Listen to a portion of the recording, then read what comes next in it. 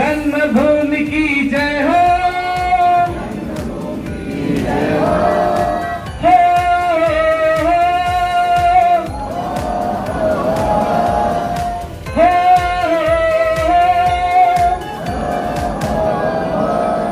अयोध्या करती है आह्वान, ठाठ से कर मंदिर निर्माण।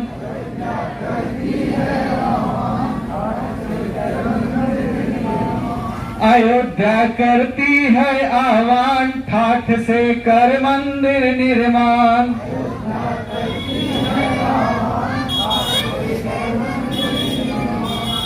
शिला की जगह लगा दे प्राण,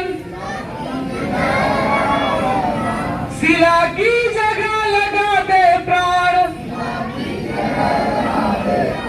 बिठा दे वहाँ राम भगवान। एक साथ, अयोध्या करती है आह्वान, ठाठ से कर मंदिर निर्माण।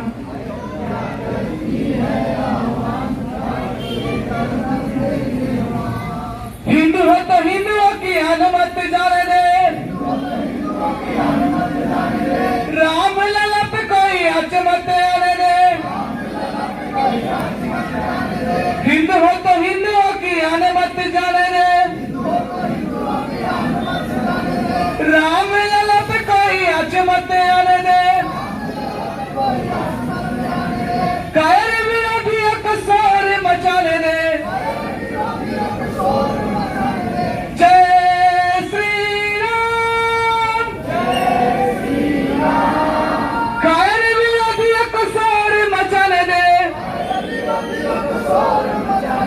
लक्ष्य पे रख तू ध्यान। अयोध्या करती है आह्वान, ठाठ से कर मंदिर निर्माण। शिला की जगह लगा दे प्राण, शिला की जगह लगा दे प्राण, बिठा दे वहाँ राम। अयोध्या करती है आह्वान, ठाठ से कर मंदिर निर्माण। मंदिर बनाने का पुराना अनुबंध है, सब तेरे साथ पूरा पूरा प्रबंध है। मंदिर बनाने का पुराना अनुबंध है, सब तेरे साथ पूरा पूरा प्रबंध है। कार्य सेवकों की बलिदान की सौगंध है।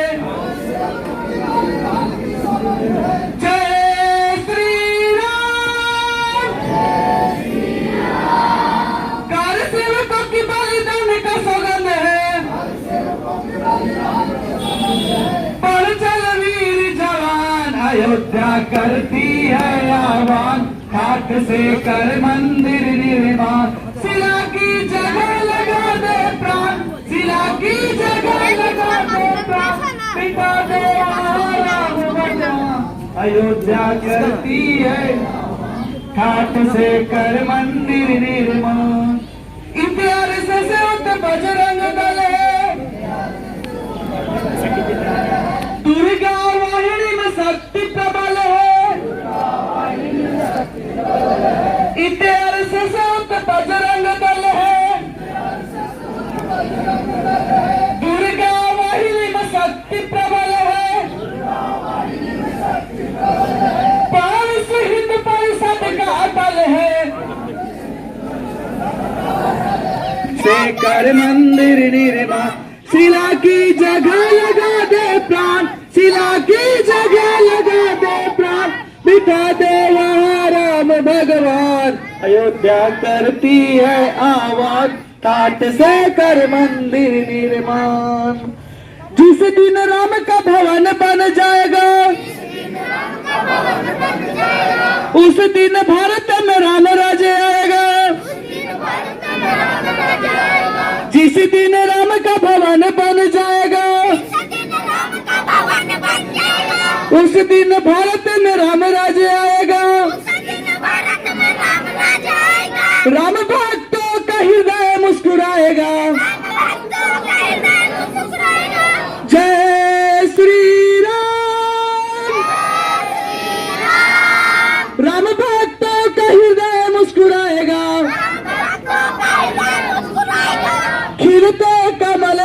निर्माण अयोध्या करती है, काठ से कर मंदिर निर्माण, शिला की जगह लगा दे प्राण, शिला की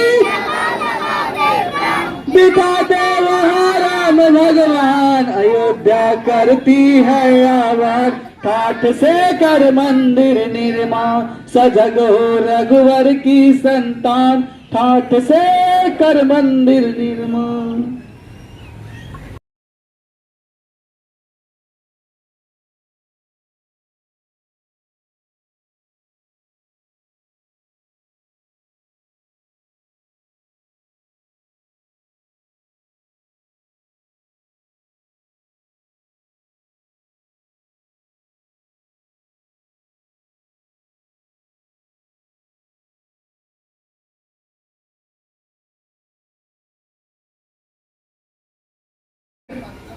करेंगे, आमंत्रित करना चाहेंगे आज के हमारे मुख्य अतिथि श्रीमान शिवगीत जी से कि वो मंचासीन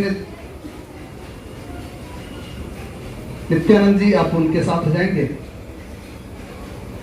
पंकज जी आप भी उनके साथ जाएंगे।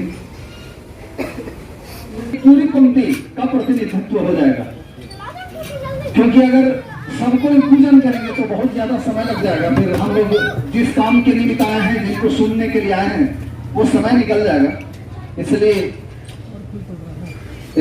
अग्रसर अपने स्थान से उठेंगे और बारी बारी से पूजन करेंगे, तो सभी पंक्ति की प्रतिनिधित्व। क्या जी क्या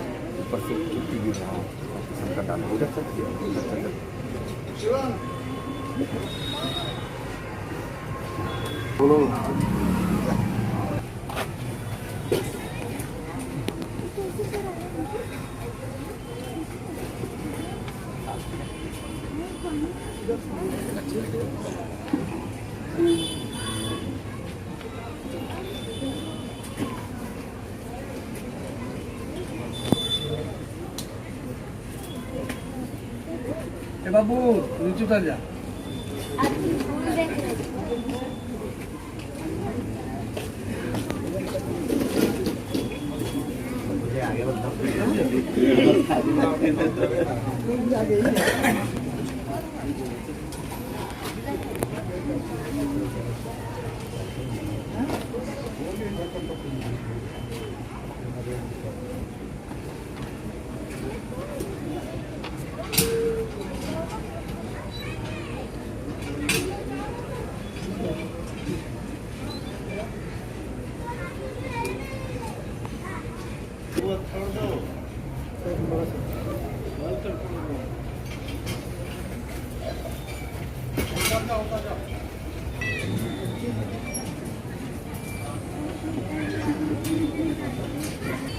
जिनके पास मोबाइल है वो कृपया उसको साइलेंट मोड में कर लेंगे, वाइब्रेशन मोड में कर लेंगे, बीच में वो व्यवधान डालता है।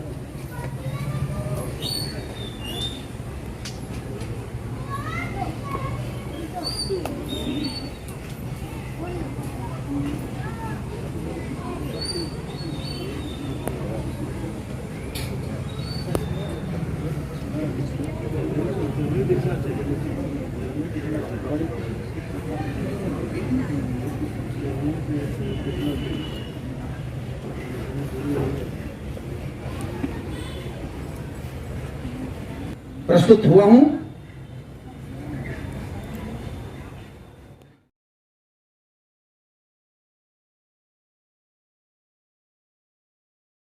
हमारे आज के जो मुख्य अतिथि हैं, जिनका नाम मैंने इसके पहले भी लिख दिया था, डॉक्टर सुबोध कुमार सिंह जी, शिवगीत इनका उपनाम है। निमंत्रण शत्रु करता आज गर्जन, दैत्य सा उन्मत्त नर्तन, संगठन का वज्र लेकर हम करें रिपुमान मर्दन, दे रही मारण निमंत्रण, दे रही मारण निमंत्रण। सुप्त सैनिक आज जागे और रण के साज साजे, सुप्त सैनिक आज जागे और रण के साज साजे, दानवों से मुक्त कर दे मातृभू का आज कण कण, दे रही मारण निमंत्रण। आज कारण न्याय का है सामना, अन्याय का है आज कारण न्याय का है सामना, अन्याय का है। पाशवी जन से करे हम आज हिंदू राष्ट्र रक्षण, दे रही मां रण निमंत्रण। आज का दिन साधना का, शक्ति का, आराधना का, आज के दिन साधना का, शक्ति का, आराधना का।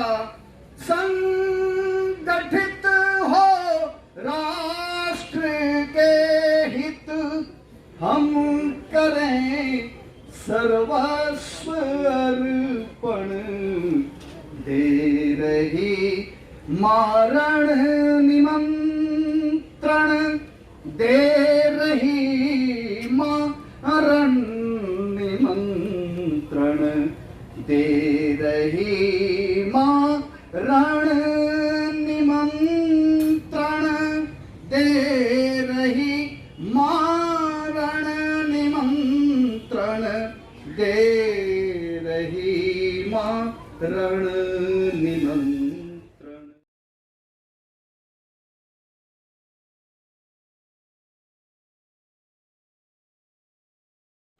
विभाग कार्यवाह नित्यानंद जी, जिला के सह कार्यवाह पंकज जी, पूर्व विधायक जनार्दन पासवान जी, हजारीबाग से चलकर आए संपर्क प्रमुख हजारीबाग संतोष पांडे जी, गोपाल वर्मा जी, उपस्थित गुरुजन, कई हमारे श्रेष्ठ हैं, ज्येष्ठ हैं और पूर्वजन तथा स्वयंसेवक साथियों।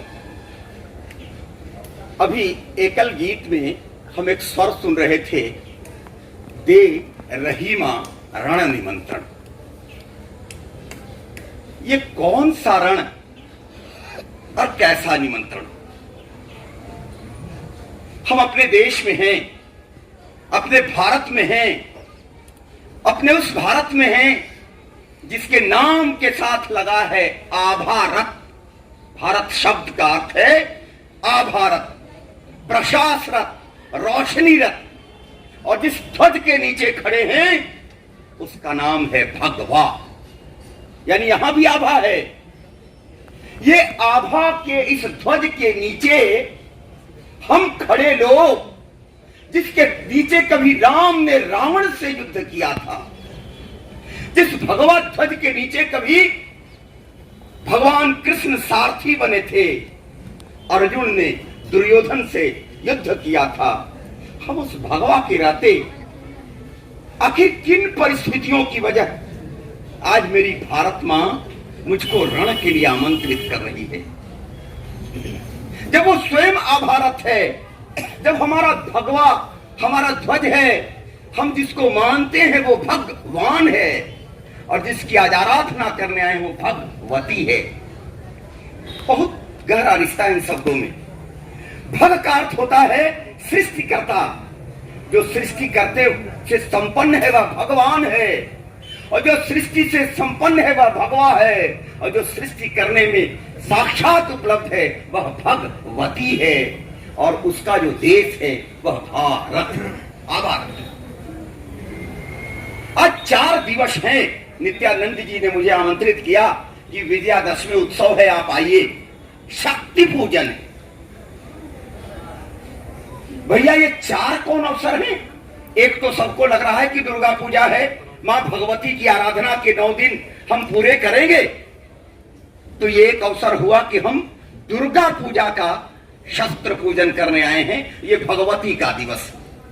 दूसरा अवसर है कि आज हमारे राम ने जो पैदल था, रावण रथी विरथी रघुवीरा, सत्य के मार्ग पर खड़ा राम पांव पैदल था, जंगल में था, उसकी संस्कृति रूपी सीता किसी रावण द्वारा हर ली गई थी, और उसने किसी संगठित शक्ति से सहयोग नहीं लिया, असंगठित शक्तियों के सहयोग से, वानरों और भालुओं के सहयोग से, किसी जनार्दन पासवान और किसी बजरंगबली के सहयोग से, इन दलितों, वंचितों, आदिवासियों, वनवासियों के सहयोग से उस रावण के हुंकार को कबूल किया, युद्ध को कबूल किया, जो सोने के रथ पर था, और मेरा राम उसके पांव में चप्पल खड़ाऊ भी नहीं थी। शास्त्रकार ने लिखा कि रावण रथी विरथी रघुवीरा, मगर हमारा राम सत्य के मार्ग पर था, अहिंसा के मार्ग पर था, न्याय के मार्ग पर था, इसलिए उन वनवासियों, आदिवासियों, उन वीर पुत्रों के सहयोग से भी उस आतताई रावण पर विजय प्राप्त किया। असत्य हार गया और सत्य विजयी हुआ। यह दूसरा अवसर है। पहला अवसर मां भगवती का दिवस, दूसरा अवसर राम ने रावण पर विजय प्राप्त किया था विजयदशमी के दिन, और यह साबित करता है कि असत्य चाहे जितना बलवान हो, धारा 370 अयोध्या बाबरी मस्जिद का मामला उठा ले, मगर जब हमारे देश का छोटा सा राम निकलेगा तो तुम्हारी सारी हस्तियां मिट जाएंगी। तीसरा अवसर है कि आज के दिन पांडवों को जो वनवास हुआ था वो अज्ञातवास से निकलकर शस्त्र पूजन किए थे दशमी के दिन, विजयदशमी के दिन, और यह संकल्प लिए थे कि जिस दुशासन ने, जिस दुर्योधन ने मेरी पांचाली का चीरहरण किया है, उसका जांग, उसका सर, उसकी काया, उसका साम्राज्य का अंत करूंगा। यह तीसरा अवसर भी याद कराता है कि यह बड़ा ऐतिहासिक दिवस है। चाहे कितना भी ताकतवर क्यों न हो जाए दुर्योधन, उस पर हमेशा कृष्ण हावी होता है। कालिया नाग यमुना नदी में आ गया था और अपने विषैले फन से पूरे यमुना क्षेत्र को प्रभावित कर रहा था। सारे जलजीव मर रहे थे, सारी गौएं उसमें पानी पीकर मर रही थी, तो कृष्ण ने उसके फन पर चढ़कर कहा था, बढ़ा बढ़ा नासिका रंध्र में शांति का द्यूत बनकर गाता हूं। एक कालिया नाग, अपने छोटे से काले रूप में भी कृष्ण सांपों से बहुत बड़ा है। आज हम इतने कमजोर नहीं हैं। ये जो पनपते हुए अपने देश में सांप हैं, नाग हैं, उनसे बहुत शक्तिशाली है ये नित्यानंद, ये छोटा सा बच्चा जो हमारे बच्चे यहां खड़े हैं। और हमारे देश में पांडवों की वह अज्ञातवास की स्थिति समाप्त हुई। शस्त्र पूजन के बाद उन्होंने जो संकल्प लिया था, उस संकल्प पर वो 5 पांडव जीत गए, 100 भाइयों पर भारी पड़ गए। और चौथा अवसर है कि जब देश की आजादी की लड़ाई चल रही थी, सारे स्वतंत्रता सेनानी देश की आजादी के लिए लड़ रहे थे। इस जोरी, इस हंटरगंज, इस दंतार से भी सैकड़ों की संख्या में कोई रामनारायण सिंह, कोई सुखलाल बाबू, कोई जयमंगल पांडे बनकर आजादी की लड़ाई में आगे बढ़ रहा था। तो उस दरमियान अपने बीच कलकत्ता के मेडिकल कॉलेज में पढ़ने वाला एक डॉक्टर केशव बलिराम हेडगेवार को लग रहा था कि ये आजादी जो हम हासिल करने जा रहे हैं, ये आजादी परमानेंट नहीं होगी, क्योंकि हमको आजादी तो हासिल हो जाएगी, मगर हम गुलाम किन कारणों से हुए, अगर उसका अध्ययन नहीं करेंगे तब तक हमारा समाज स्थायी रूप से आजाद नहीं हो सकता है। 1925 में डॉक्टर हेडगेवार के सपने में आया, उन्होंने दृश्य देखा, ये जो आजादी की लड़ाई लड़ी जा रही है अंग्रेजों से, ये आज तात्कालिक लड़ाई होगी, हम इसमें जीत तो जाएंगे, मगर इस विजय के बाद हमको कुछ हासिल नहीं होगा अगर हम उन बिंदुओं पर ध्यान नहीं देंगे जिन बिंदुओं की वजह से हम गुलाम हुए। तो उन्होंने महसूस किया कि अपने हिंदू समाज, भारतवंशी समाज, जो भारतीय समाज था, उसमें फूट है।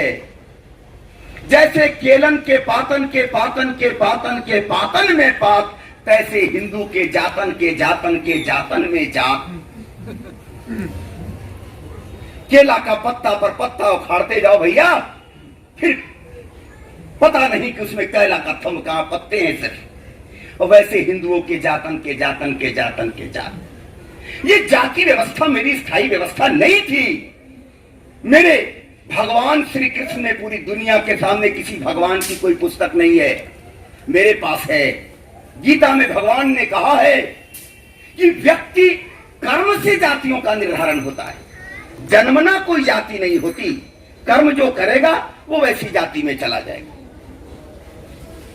ये फिलॉसफी तो तब भी चल रही थी, आज भी चल रही है। हम अगर अपने घर में एक बड़ा सा तेल का मिल खोल लिए और हम चाहते हैं कि मेरा बेटा भी चलाए, तो ये फिर जाति का विस्तार हो जाएगा।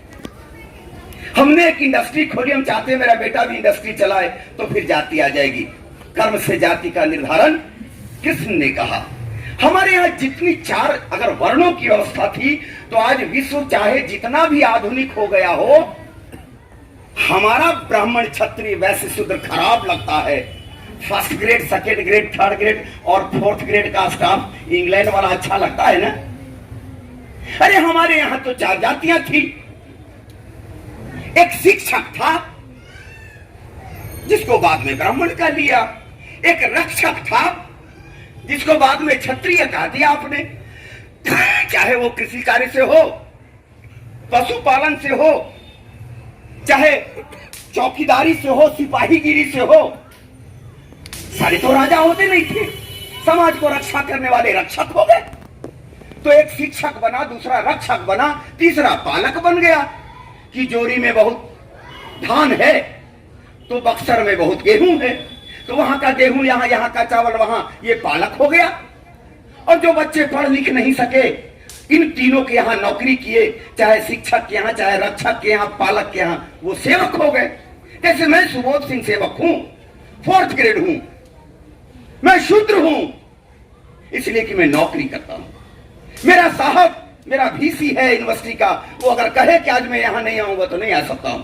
यानी जो दूसरे के ऑर्डर पर चले वो सेवक है, वो नौकरी करने वाला है, वो फोर्थ ग्रेड है, मगर वो परमानेंट नहीं है। जैसे आज की तारीख में कोई चपरासी का बेटा कलेक्टर बन सकता है और कलेक्टर का बेटा चपरासी। ये व्यवस्था मेरे यहां थी। संत रैदास की शिष्या छत्राणी मीराबाई थी। यानी शिक्षक की कुर्सी पर संत रैदास बैठ गए और रक्षक की बेफुतू बहू विद्यार्थी हो गई। ये परंपरा थी। ये सारे विभेद आए हैं भैया, बुरा मत मानिएगा, हम अभी बुरे दिन में नहीं आए हैं, अच्छे दिन में आए। अपना देश गुलाम हुआ था 1015 में। कोई गोरी नाम का आदमी आया था, पृथ्वीराज को पराजित कर दिया था और आजाद हुए हैं 2015 में। कोई मोदी नाम का आदमी आया था और देश को आजाद कराया। और इसकी स्थापना का यही दिवस था जो हम आज शक्ति दिवस मनाने आए हैं, विजयदशमी के दिन 1925 में। उन्होंने संकल्पना की कि जब तक भारतीय समाज को, मुख्य धारा के समाज को, राष्ट्रीय समाज को हम एकजुट नहीं करेंगे, तब तक इस आजादी का लाभ कुछ नहीं मिलने वाला है। ये बंदर बांट के खा जाएंगे। कोई पाकिस्तान ले लेगा, कोई अफगानिस्तान ले लेगा, कोई ताजिकिस्तान ले लेगा, कोई कजाकिस्तान ले लेगा, कोई उज्बेकिस्तान ले लेगा। ये सारे स्थान नामक शब्द भारत थे कभी। क्योंकि स्थान शब्द पर हम संस्कृत पढ़ने वालों का बपौती हक है। जैसे लैंड शब्द पर अंग्रेजों का हक है, वैसे स्थान शब्द दुनिया में जहां जहां है वो भारत था, अभी है चाहे नहीं है, मगर फिर भारत रहेगा। यही अखंड भारत की कल्पना है। और उसको मैंने प्रमाणित किया भाषा के अर्थ में कि स्थान शब्द पर संस्कृत का हक है। पाकिस्तान तो मेरे आंख के सामने बना है, मगर अफगानिस्तान, ताजिकिस्तान, उज्बेकिस्तान, कजाकिस्तान, ये सारे स्थान जो हैं कल तक भारत थे। आप पूछेंगे कैसे? यही राम और कृष्ण की मैं उदाहरण से आपके सामने रखता हूं। राम की मां एक कैकेयी थी, और वो कैकेयी प्रांत कहां है जाके पता लगाइए। क्या किसी दूसरे धर्मावलंबी की बेटी से राजा दशरथ ने विवाह किया था? नहीं। अर्थात वहां तक हिंदुओं का साम्राज्य था। गांधारी का गांधार कहां है जिसके 100 बेटे हुए? यह अलग बात है कि जब भी गांधार से कोई गांधारी आई है तो शकुनी भी साथ चला आया है और अपने हमारे भारत को विभाजित करने का प्रयास किया है। वो गांधारी का प्रदेश आज का अफगानिस्तान है। रसिया में जो चला गया था ताजिकिस्तान, कजाकिस्तान, उज्बेकिस्तान, जो आज अलग अलग मुस्लिम राष्ट्रों के रूप में नजर आते हैं।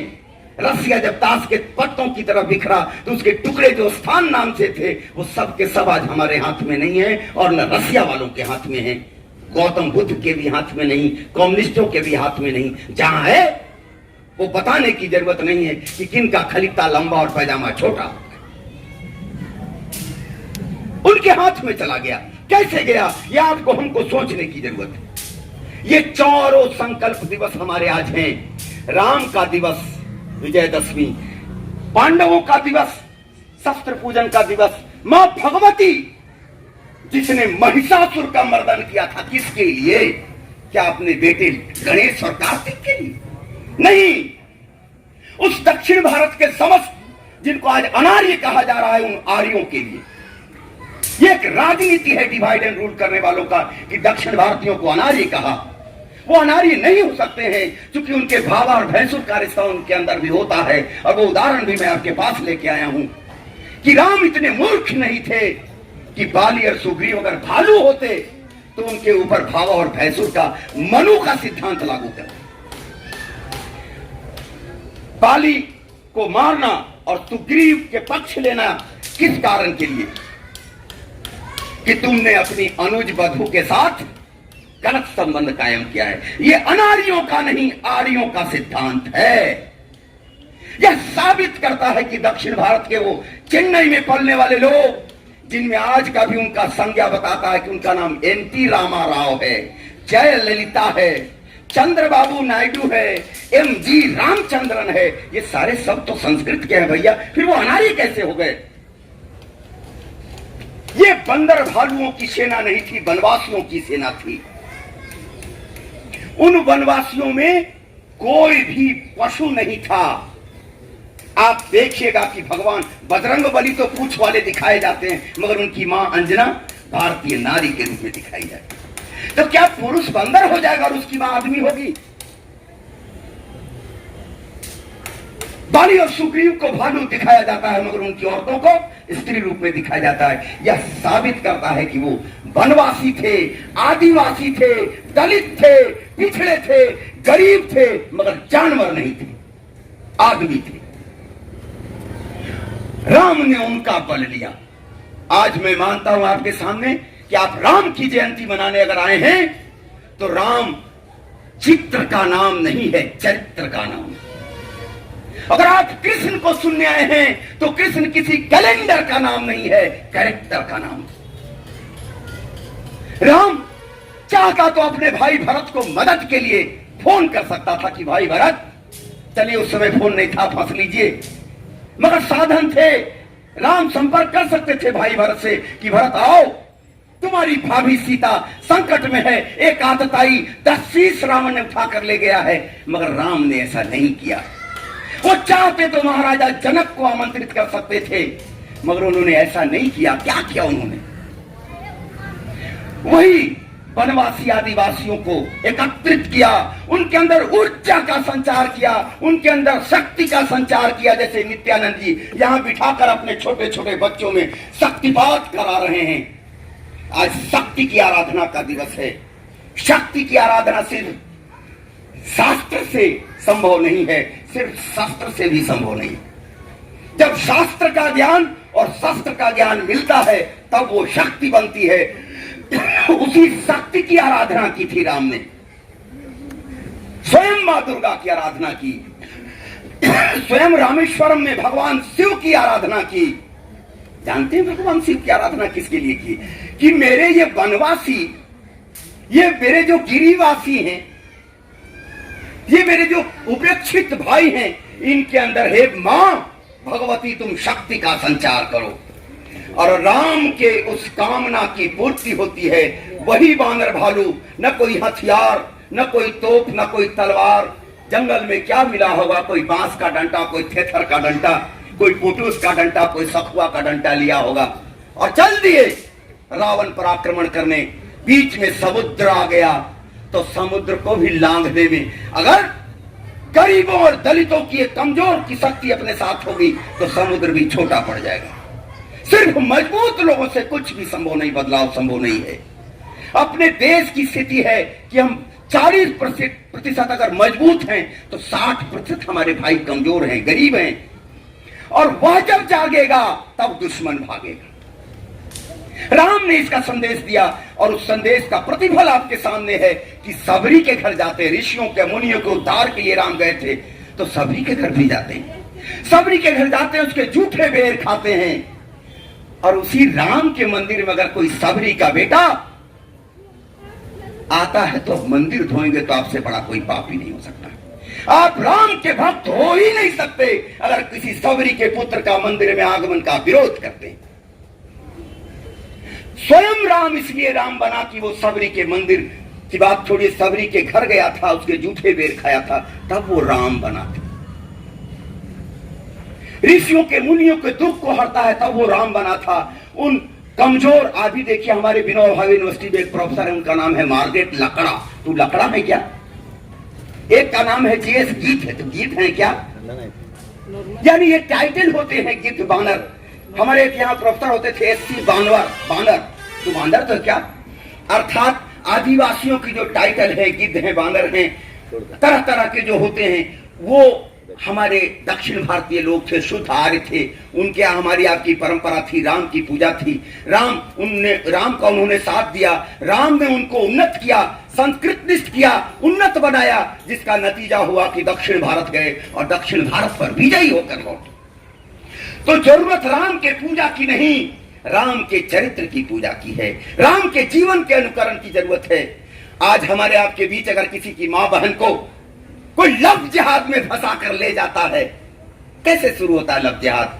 हमारे ही घर के बेटे बैठते हैं और लव जिहाद करने वाला मोटरसाइकिल चलाता है और हमारे बेटे से ही हमारी बेटियों का पता ले लेता है, उनकी चुनरी उछालकर, उनकी तरफ आंख उछालकर मजा लेता है। आज मेरा बेटा और कल जीवन भर के लिए हमारी एक बेटी हमसे काट दी जाती है। हम अगर राम की पूजा करने वाले हैं तो हमको इन बिंदुओं पर ध्यान देना होगा। राम चाहते तो सीता को छोड़ सकते थे, हजारों स्त्रियां उनको मिल सकती थी, मगर नहीं। हम भारत के लोग हैं, जन्म जन्म तक रिश्ता निभाना जानते हैं। किसी को 3 बार कोई चीज बोल देने से, तड़ाक फड़ाक से कुछ मामला मेरा बिगड़ता नहीं है। ये राम का चरित्र है तो राम का चरित्र अपने जीवन में लाना होगा। राम एक पिता के रूप में, राम एक पुत्र के रूप में, राम एक भाई के रूप में। एक दिन इसी तरह मैं गया था कोडरमा में, लोगों ने मुझसे कहा कि राम चरितमानस तो आप बढ़िया पढ़ते हैं, मगर बताइए रामचरितमानस का सार क्या है? मैंने कहा कि भैया, जिसके साथ भाई है वो राम है और जिसको भाई लात छू मार के चला गया वो रावण है। सोने की लंका है मगर भाई उसके साथ रहने के लिए तैयार नहीं है तो वो रावण है। और भाई जंगल जा रहा है तो साथ चलने के लिए भाई तैयार है तो वो राम। क्या हमारे आपके जीवन में इसकी जरूरत नहीं है? एक बित्ता के लिए, ठुट्ठी बित्ता जमीन के लिए, अपने समाज के लोगों के लिए, अपने गांव के लाचार लोगों के लिए अगर हम खड़े नहीं होंगे तो डॉक्टर हेडगेवार का सपना पूरा होगा? नहीं हो सकता। आज देखिए ईसाई मिशनरियां किस तरह हमारे चारों तरफ के क्षेत्र में छा रही। हम में कोई चमार नहीं था, हम में कोई मेहतर नहीं था भैया। ये मुगलों के आगमन के बाद हुआ है। हमारे किसी देवी देवता को आपने चप्पल का जूता, चप्पल या टोपी पहने नहीं देखा होगा। मुगलों के आगमन के साथ उनको चमड़े के थैले में पानी रखने की प्रथा थी, जूता पहनने की प्रथा थी, टोपी पहनने की प्रथा थी। हमारे पराजित सैनिकों के सामने शर्त रखा, वो तो क्षत्रिय हैं जिनको आप चमार कहते हैं, चर्मकार कहते हैं। वो पराजित सैनिक जब गिरफ्तार करके लाए जाते थे मुगलों के दरबार में, तो उनको कहा जाता था या तो धर्म कबूल करो या चमड़े का काम करो। आपके सामने इतिहास गवाह है कि महाराष्ट्र में जहां शिवाजी अधिक हुए थे वही चर्मकार अधिक हुए। महाराष्ट्र शिवा के सैनिक जब पराजित हुए, बंदी बनाए गए, तो उनके सामने शर्त रखा गया कि आप या तो इस्लाम कबूल करो या फिर चमड़े का काम। मेरे यहां कोई चर्मकार शब्द नहीं था, तो चमड़े का काम कबूल किया, मगर धर्म नहीं बदला। वो मेरे चर्मकार भाई ने। मेरे यहां किसी देवी देवता, राजा महाराजा को आप बाहर शौच करते नहीं सुना होगा। रानी भी पोखर में जाती थी, राजा भी पोखर में जाता था। उनके यहां अंतःपुर में शौच की व्यवस्था होती थी। उन्होंने शर्त रखा पराजित सैनिकों के सामने कि तुम इस्लाम कबूल करो या फिर पैखाना फेंको। मेरे यहाँ डोम राज होते थे, हरिश्चंद्र बीबी के थे यहाँ, मगर वो अग्नि संस्कार करने वाले होते हैं, भंगी नहीं होते थे। भंगियों का एक वर्ग खड़ा हो गया और धीरे से ये सारा समाज धीरे धीरे क्या हुआ कि उनको शर्त रखा गया पैखाना फेंको या इस्लाम कबूल करो। नहीं किया कबूल लोगों ने। नतीजा यह हुआ कि ये वर्ग खड़ा हुआ जो भंगी हो गए, चरमकार हो गए, समाज से कटते चले गए। कोरोना का समय आपको बता दिया है कि अगर वायरस की समस्या दुनिया ने, WHO ने 14 दिन का तय किया, उसको हमारे यहाँ लाखों साल पहले मेरे पूर्वजों ने तय किया। मेरे दादाजी मरे तो मेरे पिताजी को 12 दिन तक अलग कमरे में रखा गया। अलग लोग खाना खिलाते थे, अलग खाना बनाते थे, बिछावन अलग, यानी उनको वायरस का ज्ञान था। सर मुड़वाया इसलिए कि उनको वायरस का ज्ञान था। नाखून बनवाया, उनको वायरस का ज्ञान था। मेरा जन्म हुआ तो मेरी माँ को, मेरी बहन को 12 दिन तक बरही बिसौर में अलग रखा, उनको वायरस का ज्ञान था।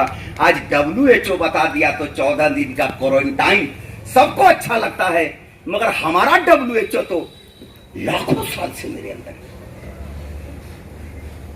हम भूल गए थे। मुगलों की संगति में यह हुआ कि चर्मकार वायरस के शिकार होते गए, क्योंकि उनको प्रसव का काम दिया गया, उसमें वायरस था। चमड़े का काम दिया गया, वायरस का शिकार हुआ। नतीजा हमारा अपना भाई अगर अभी शराब और सुअर दो चीज का इस्तेमाल करे तो हमसे दूर हो जाएगा। और चलिए किसी भी दलित बस्ती में मैं जमीन पर खाने के लिए तैयार हूं, बशर्ते वहां सुअर नहीं घूमता हो और शराब नहीं आता हो। सबसे कम विभेद दुनिया में किसी धर्म में है तो उसका नाम है सनातन। जो कहते हैं कि हम एक है, वो 500 टुकड़े में बटे हैं। आपस में दिन भर का आज रिकॉर्ड लीजिए कि हिंदू ने हिंदू को कितना मारा होगा दुनिया में, और अन्य धर्मों का रिकॉर्ड लीजिए कि मुस्लिम मुस्लिम, क्रिश्चियन क्रिश्चियन को मारा। पता चलेगा सबसे कम मार काट हिंसा वाला धर्म ये है। सबसे अधिक एकता ये है। सिर्फ विभेद है, छुआछूत है तो वायरस का, जिसको कोरोना ने आपको सिखाया है। मुगलों ने 500 साल तक बरगला को उनको अपनी ओर सटा लिया।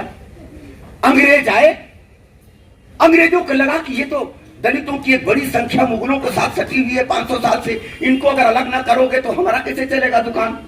उनके घर सुअर और शराब पहुंचा दिया। मुगलों से अलग करने के लिए दलितों को, वंचितों को, आदिवासियों को, वनवासियों को उनके यहां शराब और सुअर किसने पहुंचाया? जो आज भी धर्म परिवर्तन करने के लिए सुअर और शराब का सहारा ले रहा है। 200 साल तक अंग्रेजों ने शासन किया, मुगलों से भी अलग, सनातनियों से भी अलग। वो अलग किया चमड़े का काम करा के, मल फेंका के ये अलग किया, घर में सुअर बोलवा के और शराब दिया, और वो दुकानदारी आज तक चल रही है। भैया हमको आपको यह जागना होगा। समय है ना भी भैया? आप लोग तैयार हैं ना? 10 मिनट भारी नहीं लग रहा है ना? देखिएगा, हम कभी भी स्विच ऑफ हो सकते हैं ऑन। और भारत में साथ देकर भारतीयों का, भारत का संविधान बनाने का बाबा साहब अम्बेडकर ने अच्छा काम किया है। आपके सामने दृश्य है कि जोगेंद्र नाथ मंडल गुमनामी की जिंदगी 50 से लेकर 65 तक जिया, और द्वारा भी हो रहा है। वही के लिए जुटे हैं तो शक्ति बेकार। अगर हम राम के सत्य सत्य की बात के लिए जुटे हैं तो वो बेकार। अगर पांडवों के शस्त्र पूजा के लिए जुटे हैं तो वो बेकार। और संघ के निर्माता डॉक्टर हेडगेवार की स्थापना दिवस मनाने गए हैं तो वो भी बेकार। इसलिए भैया ये संघ है, समाज की एकता को बनाने का काम करता है। सारे हिंदू सहोदर हैं, एक पेट से जन्मे। हिंदू सोदरा सर्वे न हिंदू पतितो भवेत्। कोई भी हिंदू पतित नहीं हो सकता। मम दीक्षा हिंदू रक्षा, मम धर्म समानता। मेरा धर्म है सबको समान मानना। हिंदुओं की संगति एक हो, हिंदुओं की पंगति एक हो, हमारा खान पान रहन सहन एक हो, यह संघ का लक्ष्य था। इस नियत से डॉक्टर साहब ने संघ की स्थापना की कि अगर हिंदुओं का संगत एक और पंगत एक होगा, उसके बाद देश आजाद होगा तो वो आजादी स्थायी होगी। और एक कवि की मैं पंक्ति सुनाऊं कि कवि ने लिखा कि कितने रावण के सर काटूं, कितनी लंका में आग लगाऊं। कितने रावण के सर काटूं, कितनी लंका में आग लगाऊं। हर घर लंका, हर सर रावण, इतने राम कहां से लाऊं। आज स्थिति है कि हर सर रावण नजर आ रहा है, हर घर लंका नजर आ रहा है। गली गली में रूस, अमेरिका, घर घर पाकिस्तान है वाली स्थिति हो रही। 80 करोड़ हिंदू को एक बेटा, 80 करोड़ गुणों 1 बराबर। गोपाल जी बता रहे, गणित के शिक्षक हैं। 80 करोड़ गुणों 1 बराबर कितना होता है? 80 करोड़। अब 20 करोड़ को 4 बेटा तो 20 करोड़ गुणों 4 बराबर कितना होता है? 10-20 साल इंतजार करो भैया, तेरा जोरी तो जल चुका है। ऐठन बची है आप में, नाम चोरी है। मैं आपको ललकारने आया हूं कि भारत का प्रधानमंत्री तो बाद में बदलेगा, जोरी का आज बदल चुका है। भारत माता की जय, भारत माता की जय। जनार्दन जी उपस्थित हैं, पूछिए इनसे, जनप्रतिनिधि है भाई हैं। आज तो मान लीजिए कि हमारे बच्चे सैनिक बन रहे हैं, बीएसएफ में जा रहे हैं, हवाई जहाज चला रहे हैं, मगर सबको एक बेटा होगा तो एक बेटा वाला कौन कौन अपने बेटे को एयरफोर्स में, बीएसएफ में, आर्मी में भेजेगा? जरा हाथ उठाइए। जिसका 4 बेटा होगा वो बीएसएफ में भेजेगा, आर्मी में भेजेगा, सीआरपीएफ में भेजेगा, बिहार पुलिस, झारखंड पुलिस बनेगा। एक बेटा वाला तो सॉफ्टवेयर इंजीनियर बन के बेंगलोर चला जाएगा और आप भी घर बेच के एक दिन चले जाइए, या बेचने की जरूरत नहीं पड़ेगी, आपका घर दखल हो जाएगा जैसे कश्मीर में हुआ। क्योंकि हमारे घर एक बेटा है, उनसे घर 3, 4, 5, 7, 8, 10 बच्चे। ये गणित बहुत दिनों में बदलने वाला है, जोरी से दिल्ली तक जाने वाला है। आज 20% का एक प्रतिनिधि खड़ा होता है, खड़े तो 10 होते हैं, मगर चुनाव की रात सब बैठ जाते हैं। और आपके यहाँ 14 खड़े होते हैं, हिंदू के जातन के जातन के जातन में जात, और 14 लड़ते रह जाते हैं। 14 लड़के हार जाते हैं और 10 लड़के एक को जिता देते हैं। और हम नौआ कौआ बेंग पकौआ, नाचे मुर्गी देखे कौआ के।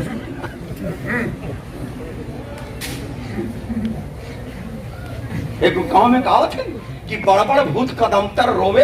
ये देखिए सारे बड़े बड़े भूत कदम तर रो रहे, मुआ मांगे कुआ हो रहा। और ये 2050 में भारत के साथ होने जा रहा अगर हम नहीं जागे।